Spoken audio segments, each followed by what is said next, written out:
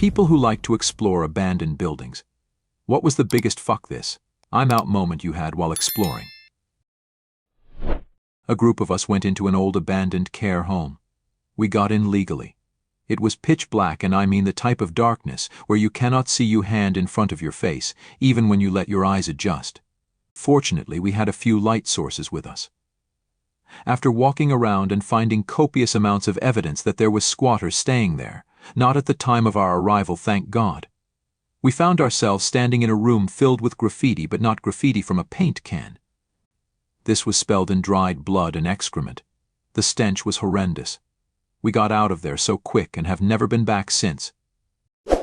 Broke into an abandoned house in the village I grew up in England back when I was a teenager, maybe 15 years ago now. Was with a couple friends but broke off by myself and ventured upstairs. When I turned at the top of the stairs, I saw a figure standing in the darkness just staring at me. I bolted out of the building as quickly as I could, and my friends heard me and panicked. They weren't far behind.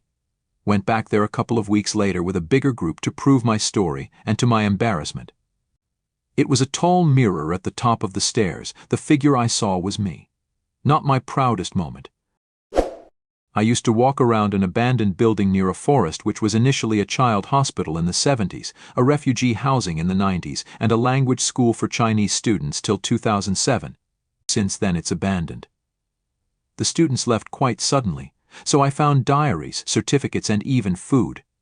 It was interesting since the place was not vandalized at that time. Once I was inside the building again when I realized someone else was walking upstairs. I never left this place so fast, jumped over the gate and headed to my car.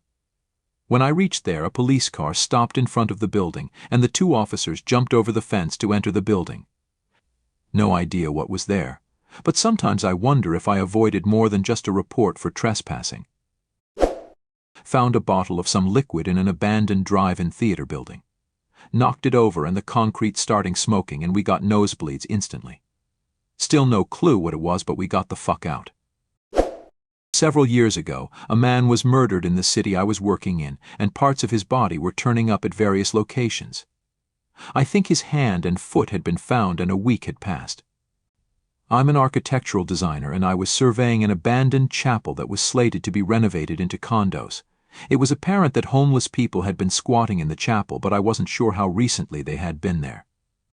When I went into the basement, though, it was clear someone was either there or had just left based on the smell. There were no lights due to the power being cut, and I didn't stick around long enough to see if anyone was currently occupying the space. 2 days later, someone reported that they found the torso and head of the murdered man in a building attached to the chapel. I had been too freaked out by the smell in the basement to continue on to the attached building. But I'm almost certain I would have been the one to find the body. Found what looked like the remains of a pig, and it was wearing lingerie. Okay, but this is a crazy story, and maybe it would explain what you found. In my undergrad, I took a forensic anthropology class, and our professor, later my graduate supervisor, told us a story of how they would bury pigs dressed in women's clothing and underwear to study how the clothing breaks down during decomp. After one such study, they just left the pigs in place and I guess forgot about them. I dunno.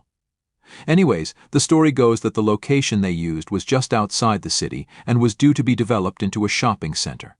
Needless to say, the developers found the pigs, said what the fuck, and called the police. Luckily, my prof is also the forensic anthropologist for the police and was able to explain things to them pretty quickly. Weird day for the contractors, I guess. As kids, we would walk this 4-mile railway tunnel near where I grew up. There were no tracks, but it was next to 2 live tunnels, so there was a slight element of danger. That, and the fact it was trespassing, I guess, and railway workmen or transport police could catch us at any moment. So as you can imagine, it was dark, real dark in the middle, but towards the end there was enough light to barely see. One day we took an old school pal down there, and after walking the length, almost at the end of the tunnel, just as it was beginning to get light, he stopped to look down a large uncovered square 3-foot by 3-foot manhole. No, he didn't fall in, but after a flash of brief confusion he took in a deep breath and screamed, then immediately started sprinting for daylight. Oh shit, fucking sake, he screams. Naturally, without question, we ran, having a hard time catching him up. Pals, at the mouth of the tunnel we stopped. all out of breath. "What the fuck? What's wrong? What did you see?" we asked. His face was pure white, and shaking, barely able to speak, he said, "There was someone down there, looking up at me." Now this buddy was and still is a good friend of mine, but back then he wasn't known for not being the sharpest tool in the drawer. Instantly we had an idea what just happened, but slowly we returned to open manhole. Then, as the four of us stood around this hole looking down, sure enough, reflected in the still water about 5 feet down this feckin' hole was our four faces looking back up at us. There was a coffin, a real coffin. We were in an abandoned factory that some rich family had owned, and there was this one room with a bunch of personal stuff, letters from the 50s, furniture, old photographs, clothes, even booze, like someone's home had been put in there. In the middle of it all, a coffin. I swear. The room was gloomy. It was a late summer afternoon, no power, and we didn't have flashlights. My friend was like, "We gotta open this coffin, we can't leave unless we do, we gotta," and straight up lifted the lid. A sweet smell came from the darkness. When my grandmother died, I was the one to find the corpse, and I remember that one quite well. So my heart skipped a couple of beats. The coffin was full of candles. They had a sweet smell. Exploring an abandoned prison, part of the ceiling collapsed. It didn't hit me, but it was close enough to knock me over. I guess junkies used it as a place to shoot up because I fell on an old needle. I got tested to make sure I didn't get anything from it, but it scared me enough to stay away from abandoned buildings to this day. Exploring an abandoned manor with some friends. We had been drinking and smoking and thought it would be cool. The ground floor entrances were covered with bricks, so we had to enter through the first floor 8 feet height using an improvised ladder made of old trash and wood pieces. It was quite unstable and hard to climb, and we were 5 or 6 people. Being the only way out, and knowing how slow it was, I was on edge the whole time. We were exploring the floor, cool glass ceiling, lots of debris, but suddenly we find a room filled with plastic containers with pink and brown liquids. Some friends decide to explore the ground floor, which was pitch black and involved going down a broken staircase missing several steps.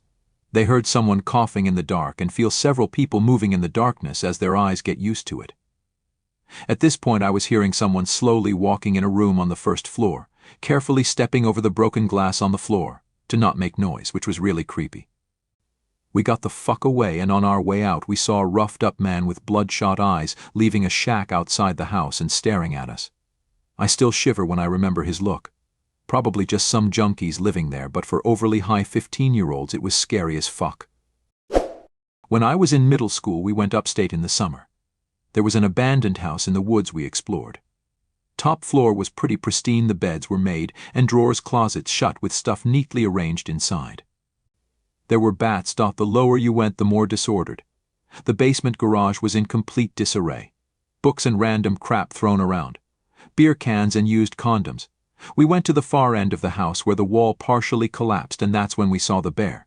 Foolishly ran with all our might. Thankfully the house between us and bear's lack of interest is why I'm typing this.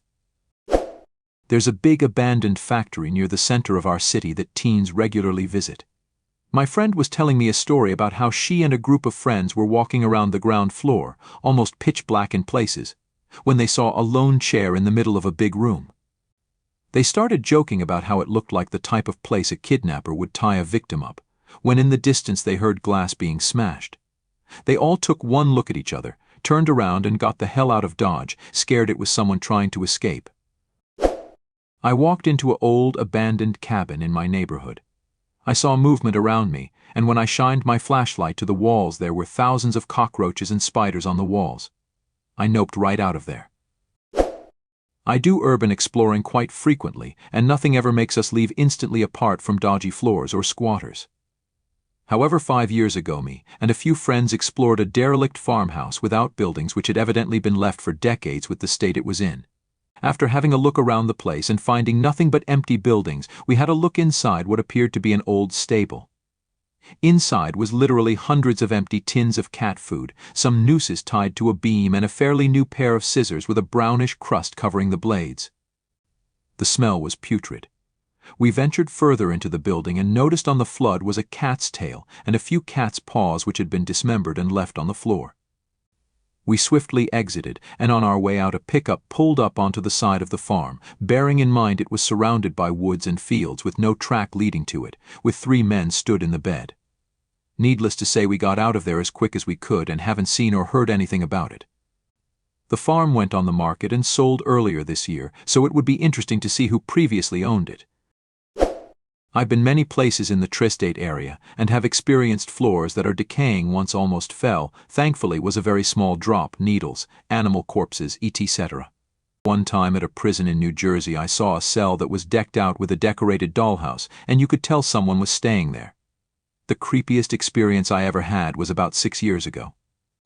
I was in an abandoned hospital in a residential part of New York which had been abandoned less than a decade prior to our visit. Despite this, it was not a well-known location. We went at night and were exploring the 2nd, 3rd, and 4th floors, all without issue and in total silence. There was little to no graffiti, and everything was left: patient records and tissue samples, medicines, medical equipment. As we reached the 4th floor, we passed a random room that said, "No explosive gases can be used in this room." I read the sound aloud, and we immediately heard a huge thud coming from inside that exact room. My blood ran cold and I literally froze because I felt that someone in that room was making themselves known. We ran out of there and heard slamming doors as we went down all the stairs. I have not been back there since, and it's now been sold and is being renovated into a housing complex. I still wonder what would have happened if we went into the room. Thank you for watching this video to the end. In the comments below the video, post your similar stories. And also be sure to subscribe to our channel to not miss new super interesting videos, and I advise you to watch our other videos.